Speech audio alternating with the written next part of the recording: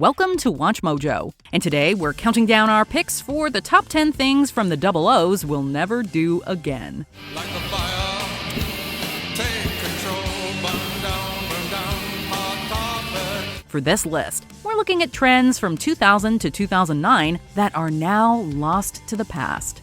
Which of these trends do you miss the most? Let us know in the comments. Number 10. Netflix DVDs. Before streaming, the way we used Netflix was by renting DVDs through the mail. What's going on here?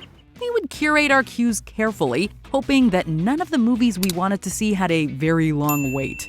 In a time when physical rental stores reigned supreme, being able to get just about any DVD we could think of by mail, with no late fees, felt like a miracle. Go to Netflix.com, make a list of the movies you want to see, and in about one business day, you'll get 3 DVDs. Keep them as long as you want, without late fees. And if something wasn't available on Netflix's streaming service, waiting a few days for the DVD wasn't a bad trade-off. You can still rent discs through Netflix, but their library has diminished significantly. We love the convenience of streaming, but we still miss the excitement of getting one of those red envelopes in the mail. Return one in this prepaid envelope, and they'll automatically send you another movie from your list. Number 9. Burning mixed CDs. We know it wasn't exactly legal, but it's hard to describe the thrill of putting your favorite songs on a blank CD, especially if it was for your crush. For a lot of people, the most common CD to burn is an audio CD. If you already have digital music on your computer, such as MP3 files and WMA files, you can use Windows Media Player to burn an audio CD that you can play on any CD player. The previous generation had to record songs off the radio, so this felt like we were truly in the future. Is your music burning on a Mac? But there were still some kinks to work out. One of the worst experiences was receiving a burn error message right before the CD was finished. But if it all went well, these mixes soon became fixtures in our portable CD players and boomboxes. The Sony Sports Discman, tough enough to keep playing hit after hit. We don't know where they went, but they were arguably the best compilations ever made. Number 8. The Atkins Diet. Dr. Robert Atkins created his eponymous diet in the 60s, but the 2000s is when the craze really took over. So it really changed my energy level, and it changed a lot of things, and so I decided to put other people on it. And The rest is history. Some had the misconception that all you need to do on Atkins was avoid carbs and then you'd lose weight. But it required more discipline than simply eating bacon instead of bread. The hell is that, a baggie full of bacon? I'm on Atkins. What? Some followers were even restricting essential foods like certain vegetables because they had carbs. Numerous medical associations criticized the diet for its impracticality, and it's doubtful it can cause long-term weight loss. I'm doing Atkins. In the first 6 weeks, I lost 23 pounds. Then I went to 30 pounds I lost. And then Christmas came. And then I put on 5 pounds. It happens. But let me tell you, I am now back in my jeans. If you're looking to lose weight for good, it's gonna take more than a fad diet. Number 7. Using Limewire. To find songs for our mixed CDs, we need to rely on peer-to-peer file sharing services such as Limewire. The software itself was a Java application that you simply downloaded for free from Limewire.com. There was also a paid version called Limewire Pro that promised faster speeds and better search results, but most people just went with the free basic version. But even though we were getting these songs for free, it wasn't always a cakewalk. Sometimes we'd find the song we want, but it was a low-quality version taken from the radio. Other times, the song would be completely mislabeled, and we were led to believe that Bob Marley wrote Don't Worry, Be Happy rather than Bobby McFerrin. Don't worry,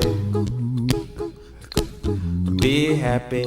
And then there was the possibility of downloading a virus to the family computer. Damn Limewire. The generation growing up on Spotify doesn't know how easy they have it.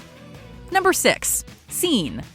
Did you spend much of the 2000s at Hot Topic hoping others would notice how cool your bright pink hair and eyeliner were? Oh, Hot Topic?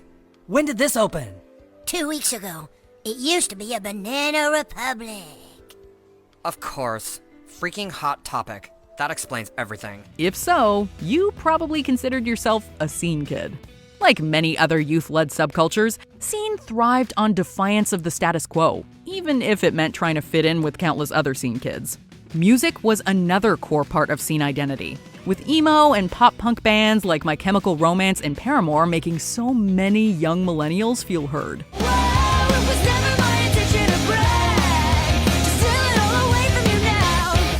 Okay, maybe it was just a phase, but it was still a healthy stage of adolescent development, even if we don't go so hard on the mascara now.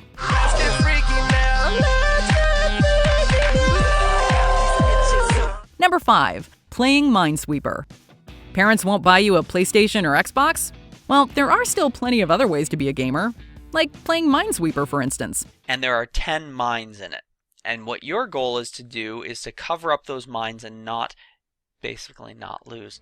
If your computer had Windows, then you probably remember many rainy afternoons of clicking on squares trying not to get blown up, figuratively speaking. At first, we would just click around randomly, but we eventually started using our critical thinking skills.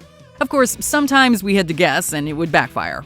That you just have to get really used to seeing and just, making sure you're careful, because if you try to go too fast, you will be not careful and end up losing. But if the internet was down and there was nothing on TV, a game of Minesweeper, or 10, was a decent solution.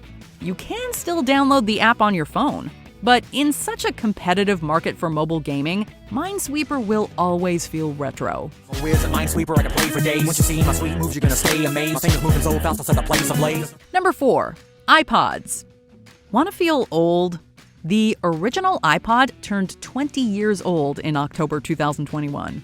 We cannot overstate how much of a game changer this was when it came to listening to music. Basically, if you want to compete with Apple on this thing now, you gotta have an iPod knockoff. You can't do something much different. So it's changed the world that way. To be able to fit hundreds of songs into one device that could fit into your pocket was like discovering fire. But the biggest thing about iPod is it holds 1,000 songs. Now, this is a quantum leap because for most people, it's their entire music library. Sure, it was a bit clunkier than later models and you couldn't make phone calls or surf the web on it, but that didn't matter when you were able to soundtrack your life like never before. And who can forget the sound of the click wheel as we looked for the perfect song? The iPod reminded us why we love music all over again. Number 3, watching TRL. Appointment viewing has changed a lot since the 2000s. Now we're binge-watching thought-provoking shows like Squid Game, but back in the day, we raced home to see brief snippets of music videos play while a studio audience screamed. And I'm joined now by the one and only Britney Spears.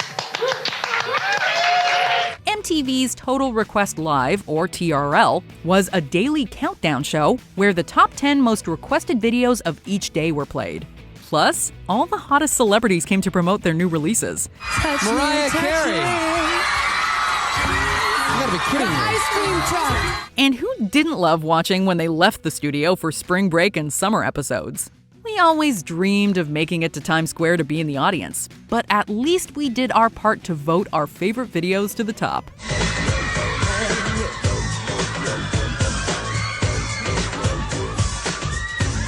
Number 2. Using Razer phones. Before the iPhone, the most desirable cell phone was a Motorola Razer.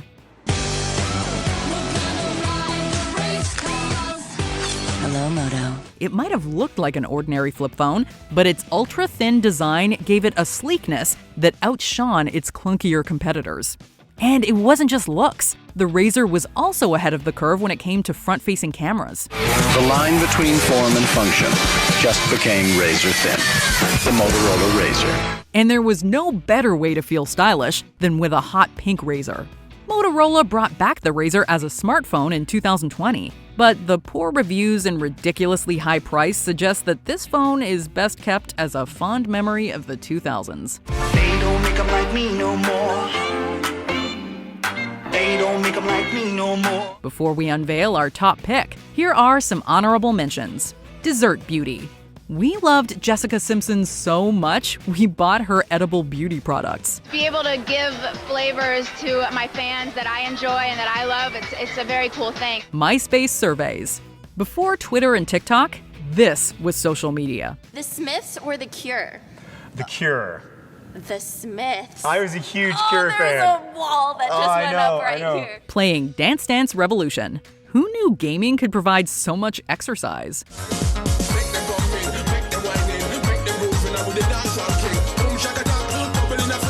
Before we continue, be sure to subscribe to our channel and ring the bell to get notified about our latest videos. You have the option to be notified for occasional videos or all of them. If you're on your phone, make sure you go into your settings and switch on notifications. Number 1. Talking on AIM. AOL Instant Messenger was the most important communication platform for so many millennials. I poured so much time into making my profile icons cute. My away messages were just so emo, and maybe the person I'm thinking about would know that this lyric from the Smashing Pumpkins song is about them. There was hardly anything more exciting than creating your first screen name, which was no doubt something incredibly cringy, and chatting with your friends when you should be in bed. I would sneak down from my room and get on my family's computer and just make sure that the sound was turned off so none of the AIM sound effects would wake up my parents. We would obsess over our away messages, get nervous about messaging our crushes, and work through our problems one message at a time. We learned what LOL, BRB, and TTYL all meant from AIM. There are other messaging platforms available now, but none fill us with the same warm feelings as this one. If we knew there was ever going to be a world without AIM, we would have shown it more appreciation. Do you agree with our picks? Check out this other recent clip from WatchMojo, and be sure to subscribe and ring the bell to be notified about our latest videos.